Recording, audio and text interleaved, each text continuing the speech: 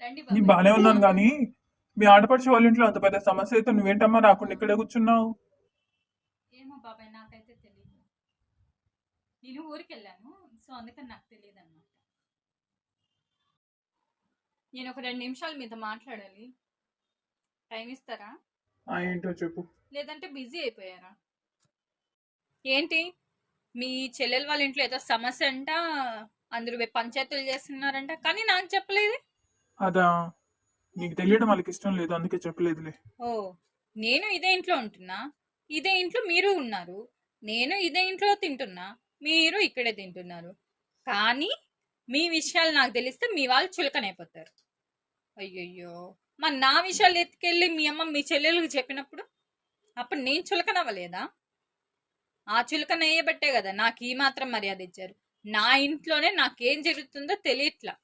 వాళ్ళు చెప్పొద్దన్నారు సరే, పెళ్లి చేసుకున్నందుకు నువ్వెలా ఉన్నావు? నువ్వు నాకు అన్ని చెప్పాలి కదా. అంటే కోడలు సంవత్సరాల తరబడి అత్తగారింట్లో సంసారం చేసినా కానీ ఆ ఇంటికి చెందింది మాత్రం కాదనమాట. ఆ విషయాలు ఏవి కూడా కోడలికి తెలియకూడదు. వావ్, చాలా గ్రేట్ అండి మీరు.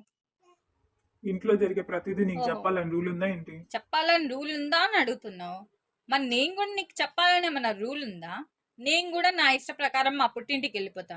నీ పర్మిషన్ అవసరం లేదు, ఎందుకంటే నీకు చెప్పాల్సిన అవసరం లేదు కదా. అంటే మీ వాళ్ళకి ఒకటి పని చేయడానికి నేను ఒక పని మనిషిలాగా ఇంట్లో ఉన్నాను, మీ పిల్లలు ముట్టిగడడానికి ఒక ఆయాలాగా ఉన్నాను, అంతే. అట్లనేం కాదు, నేను చెప్పేది ఫస్ట్. చాలు, ఇంకా చాలు. ఇన్నాళ్ళు ఏదో ఒకటి చెప్పి తప్పించుకుంటా ఉన్నావు, కానీ నా ఇంట్లోని ఏం జరుగుతుందో తెలియకుండా నా దగ్గర మూసిపెట్టినప్పుడు ఇంకా నీ ఇంట్లో ఉన్నా ఒకటే లేకున్నా ఒకటే.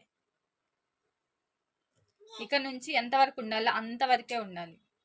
మీ విషయాలు మీవి, నా విషయాలు నావి. నేను నా ఇష్టం వచ్చినట్టు తిరుగుతాను, అడిగే హక్కు కూడా మీకు లేదు. మీరు ఇంట్లో ఉంటున్నారంతే, ప్రతిదీ మీకు చెప్పాల్సిన అవసరం అయితే లేదు. ఇది మీరు పెట్టిన రూలే అనమాట. ఇది మీ దాకా వస్తే ఎలా ఉంటుందో మీకు చూపిస్తా ఖచ్చితంగా. బాయ్.